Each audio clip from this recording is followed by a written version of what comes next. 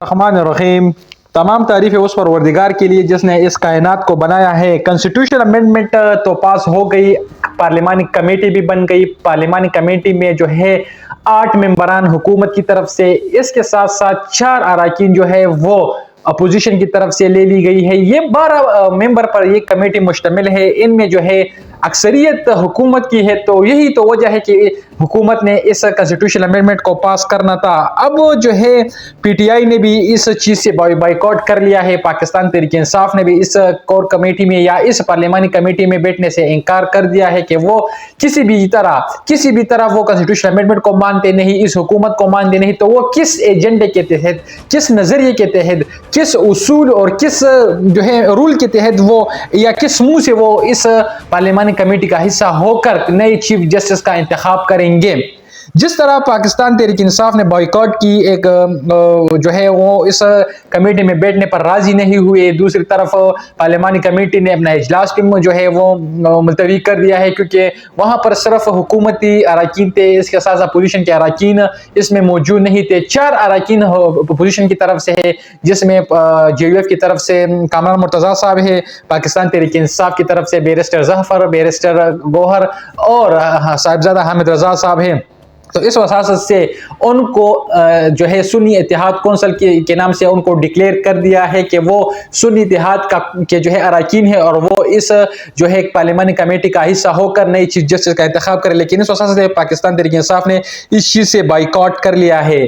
اس کے ساتھ ساتھ قاضی فائز صاحب نے 14 صفحات پر مشتمل کے اختلافاتی نوٹ بھی جاری کیا ہے۔ قاضی فائز صاحب جاتے جاتے جو ہے ابھی بھی اپنے عادت پر مجبور ہے، ابھی بھی وہ جو ہے سہولت کاری کر رہا ہے، ابھی بھی وہ اس حکومت، اس نظام کی سہولت کاری سے پیچھے ہٹنے کو تیار نہیں، ابھی بھی وہ اس صدمے میں ہے کہ میں نہیں جا سکتا، ابھی بھی وہ اس لگن میں، اس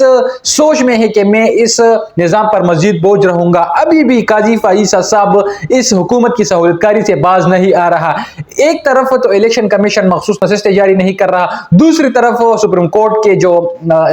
وضاحتی نوٹس تھے دوبارہ بھی انہوں نے ایشو کیا۔ اب قاضی فائز صاحب نے 14 صفحات پر مشتمل ایک اختلافاتی نوٹ بھی جاری کیا ہے، وہ جا رہا ہے کورٹ روم نمبر 1 سے، وہ جا چکا ہے، منتقل ہو چکا ہے، منصور Ali Shah court room number 1 میں آ چکا ہے۔ لیکن اس کے باوجود بھی چونکہ 4 یا 3 دن رہ گئے قاضی فائز صاحب کی ریٹائرمنٹ میں، لیکن اب بھی وہ اس حکومت کی سہولت کاری سے باز نہیں آ رہا۔ ان پر تفصیل سے بات کریں گے، تفصیل سے جو ہے وہ ڈیٹیل دیں گے، تفصیل سے اس پر جو ہے وہ بات کریں گے۔ جس طرح آج جب متوقع تھا کہ پارلیمانی کمیٹی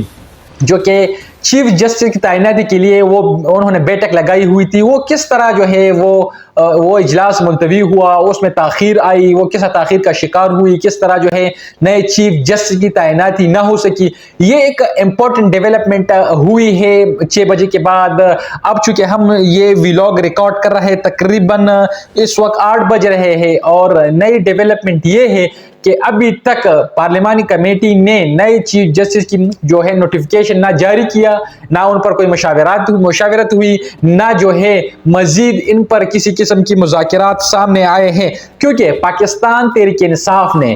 صاف طور پر اس پارلیمانی کمیٹی میں بیٹھنے سے انکار کر دیا ہے کہ وہ کسی بھی صورت اس پارلیمانی کمیٹی کا حصہ نہیں ہوں گے۔ پاکستان تحریک انصاف نے جس طرح اس پارلیمانی کمیٹی سے بائیکاٹ کیا، میں سمجھتا ہوں کہ یہ پاکستان تحریک انصاف کا ایک حتمی فیصلہ ہے، ایک زبردست فیصلہ پاکستان تحریک انصاف کی کور کمیٹی نے کیا ہے کہ وہ کس منہ سے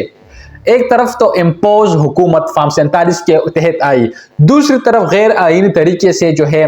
رات کے اندھیرے میں کنسٹیٹیوشن امینڈمنٹ کروائی۔ کس طرح ہم نے دیکھا لوگوں کو ڈگیوں میں لایا گیا، کس طرح ہم نے دیکھا ویل چیئر، لوگوں کو ڈرپ لگائے گئے تھے، کس طرح اسٹریچر پر لوگوں کو لے کر آئے، کس طرح اغوا، کس کا بہن اغوا، بھائی اغوا، بہن اغوا، کسی کے پلازے گرائے گئے، کس طرح ہم نے دیکھا کہ زور زبردستی جبر کے ساتھ جو ہے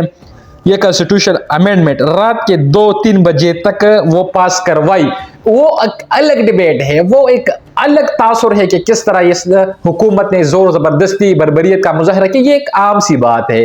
حکومت کے لیے یہ کوئی بڑی بات نہیں کہ انہوں نے پہلی دفعہ جو ہے ظلم جبر کیا، پہلی دفعہ زور زبردستی کی یا لوگوں کو فورس کیا، یہ چھوٹی بات ہے۔ اب عام پاکستان یا پاکستان کا جو نظام ہے وہ اس بات سے نکل جائے کہ یہاں پر جو ہے جو ہے رحم دلی شفقت کے ساتھ معاملات حل ہوتے ہیں، یہاں پر ابھی بھی زور زبردستی آپ پر حکومت امپوز ہوئی، زور زبردستی آپ پر قوانین لاگو ہوئے، زور زبردستی آپ پر ظلم جبر کس طرح گھروں کا تقدس پامال کیا گیا، کسی کو کہاں، کسی کو ادھر، کسی کو ادھر، سارے معاملات ظلم اور جبر کے تحت ہوئے۔ اب جس طرح کانسٹیٹیوشن امینڈمنٹ پاس ہوئی، کس طرح اس پر انٹرنیشنل میڈیا نے کرٹیسائز اس چیز کو کیا کہ کس طرح پاکستان نے جوڈیشری کے پر کاٹ دیے ہیں، وہ عدلیہ کے آزادی، وہ سمجھا جاتا تھا پاکستان کے ایک ڈیموکریٹک سٹیٹ میں کہ judiciary is free to impose their law, judiciary is free to impose their rule regulation, judiciary is free to enhance fundamental rights, judiciary is free to protect fundamental rights۔ وہ تمام چیزیں اب ختم ہو گئی ہے، اب حکومت جو ہے وہ چیف جسٹس کی تعیناتی کریں گے۔ اس کا مثال میں اس طرح دوں گا کہ علاقے کے گنڈے جو ظلم جبر کلنگ لیتے ہیں لوگوں سے، لوگوں پر ظلم کرتے ہیں، خون خرابہ کرتے ہیں، وہ گنڈے اپنے علاقے کے لیے اپنے مطابق ایسی چوک کی تعیناتی کرے۔ اس کا